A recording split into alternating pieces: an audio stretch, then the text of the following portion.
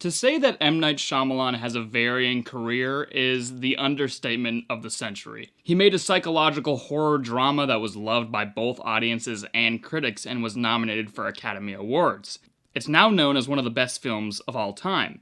He made an alien invasion thriller solely from the perspective of one family, that many praise for its suspense and religious themes, but it's also bashed by a lot of people because of so-called plot holes. He has a film revolving around a cult in the woods that also happens to be a love story. It's hated by most for certain reveals and story elements, but has gained a cult following over the years because of how different it is. He made a film that's unintentionally hilarious and pretentious and self-indulgent that pretty much everyone hates. He made a fantasy family movie based on a beloved show that is universally considered to be one of the worst films of all time. But he also made a found-footage low-budget horror comedy that has a very split audience.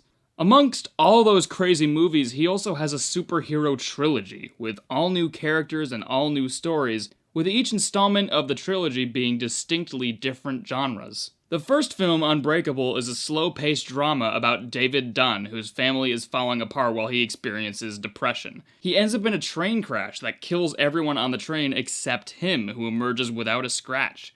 This leads Mr. Glass to think that David is a superhero.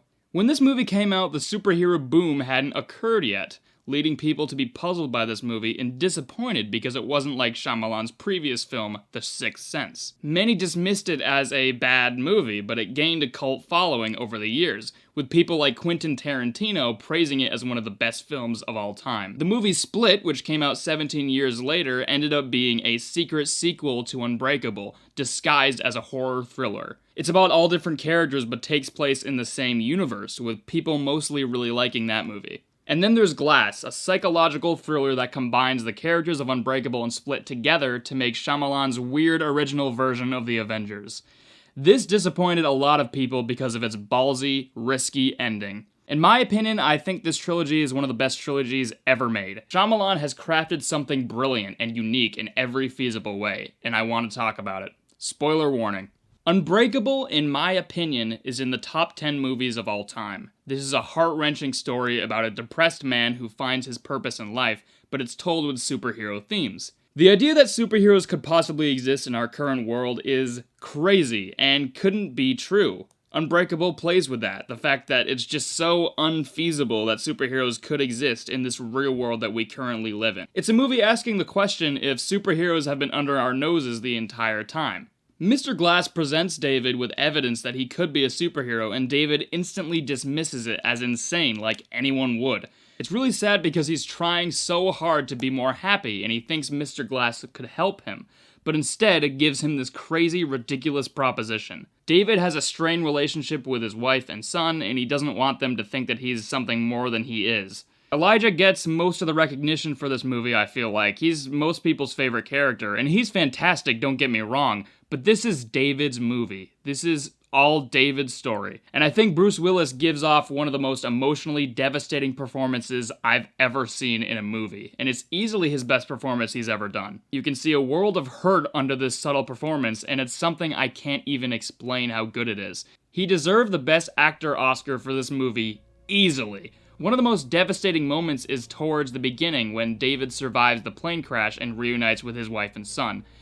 They don't seem that happy to see him, showing just how strained his family life is. Any normal family would have his wife and son run up to him, crying of tears of joy, but this movie just has them slowly walk up, just like, oh, no big deal. When David eventually becomes his true superhero self and uses his powers for good, it's not some huge CGI action scene with some crazy supervillain. It's him freeing a family from the clutches of a brutal kidnapper and probable rapist. It's some of the most inspiring stuff I've ever seen, finally seeing David fulfill his destiny. I think it's much better than any MCU action scene, and it's pretty much the only action in the entire movie. This is a story about a man going through depression and restoring his broken family, but it's also a superhero origin story in hiding before we even had the superhero cinema boom. Elijah Price is the opposite of David in every way. David is like a Mr. Incredible superhero figure with super strength and unbreakable skin, while Elijah has weak bones and breaks all the time. He's also got a ton of hair while David is completely bald, he's African American while David is white,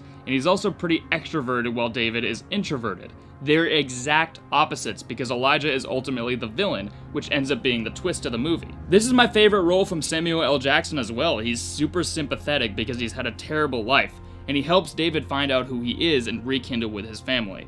But his way of doing so was through terrorist attacks, so even though David's superhero persona is born and his family is restored, it was due to the deaths of many innocent people, making this story all the more tragic. So we feel so much for Elijah, making this twist really devastating, and it also explores how tragedy has a ripple effect that can benefit others' lives. The sad thing to imagine is, what if that train never derailed? David has a gun in his closet. Would he have used that gun to try to kill himself? Would he have ever come out of his depression? It raises a lot of moral questions about fate and consequence. Spencer Clark gives one of the best child performances ever as David's son, Joseph. And Robin Wright is fantastic in this movie as his wife, Audrey. She's a really underappreciated actress and is one of my favorites. The score by James Newton Howard is one of my favorite film scores ever. I listen to it on car rides and it's always inspiring. It also has excellent cinematography with a lot of long takes where actors just talk to each other. There's also really strange shots of characters within a reflection and shots that are upside down. It's one of the best movies ever made in my opinion, and it's inspiring because of how David comes out of his depression in a really relatable way. There's a lot more I could say, but it would take up the entire video. After a notorious string of bad films, Shyamalan finally went back to his roots and did a low-budget horror movie called The Visit because he was running low on money.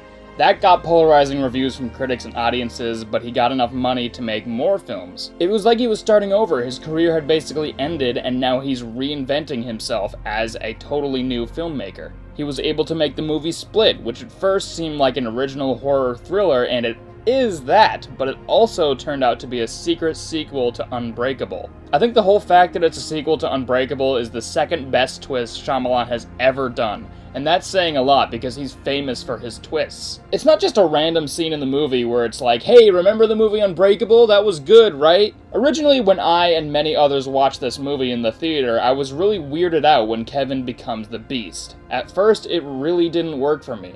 All of a sudden he could survive bullets and he had super strength, and it felt completely out of place. Revealing that this is in the same universe as Unbreakable answers that whole Beast thing, explaining that Kevin's 24th personality, the Beast, is a superhuman, just like David Dunn. It's a universe where superheroes exist. It's one of the best twists in movie history and sets up implications for a sequel. I remember when that Unbreakable score comes in when Kevin is looking at his wounds, I get chills every time that happens. That's not the only reason the movie works though. James McAvoy gives his best performance ever in this movie. It is an absolute crime that he didn't get nominated for an Oscar.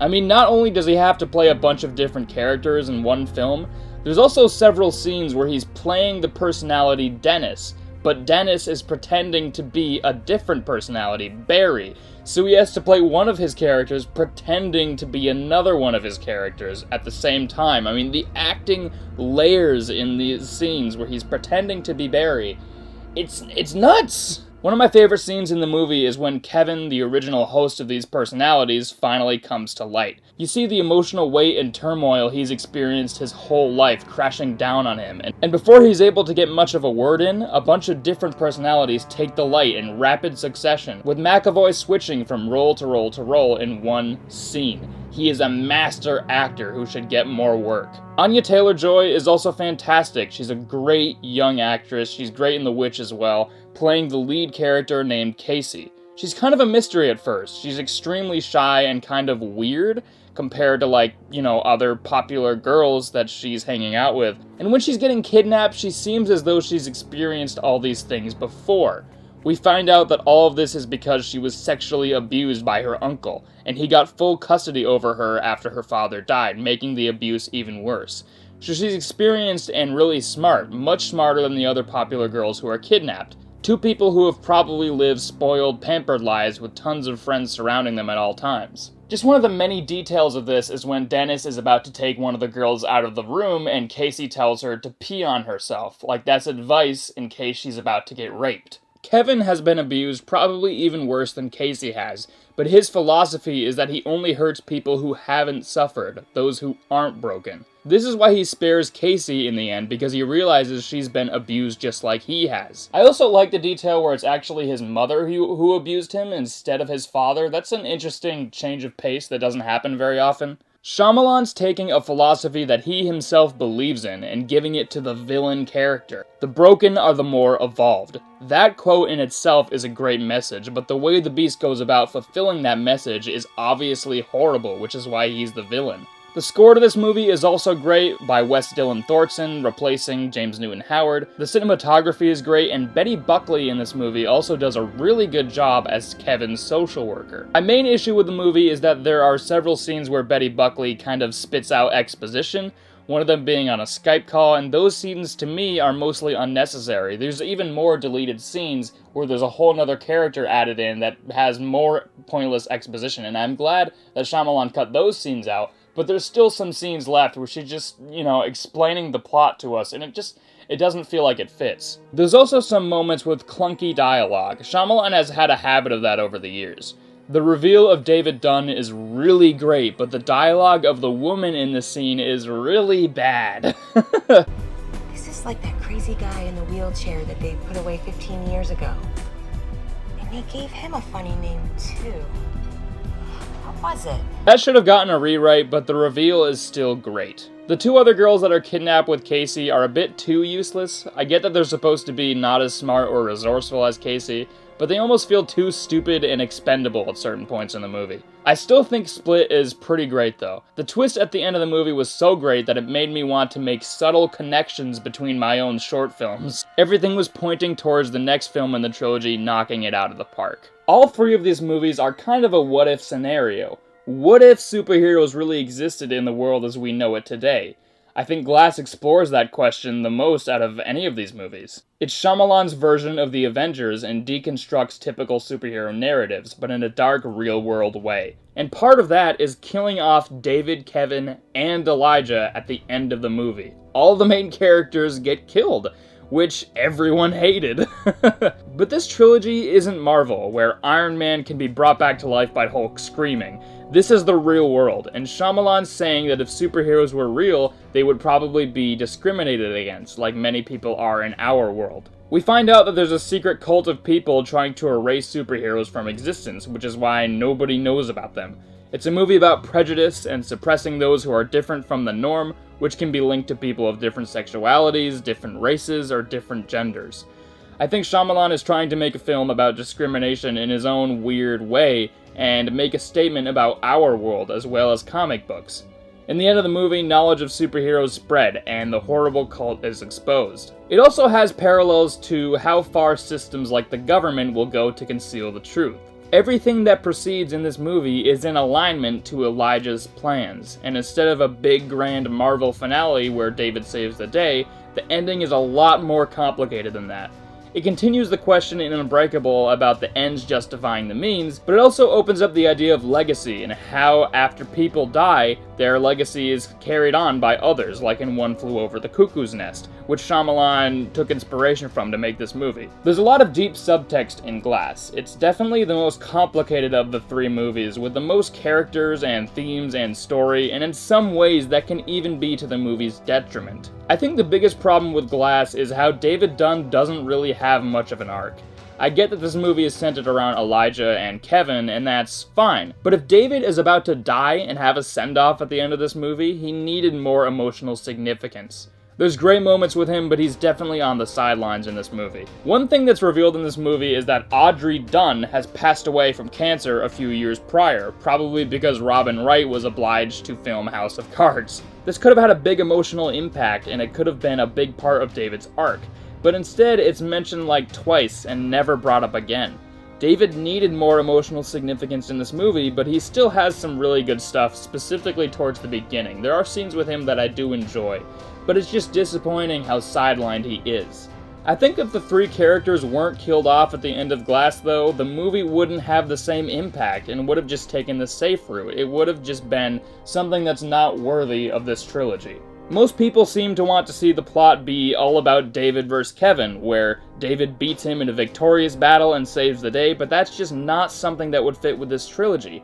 Everyone hates that David gets drowned in a mud puddle by cult KKK members, but to me that's a lot better than having the Beast kill him.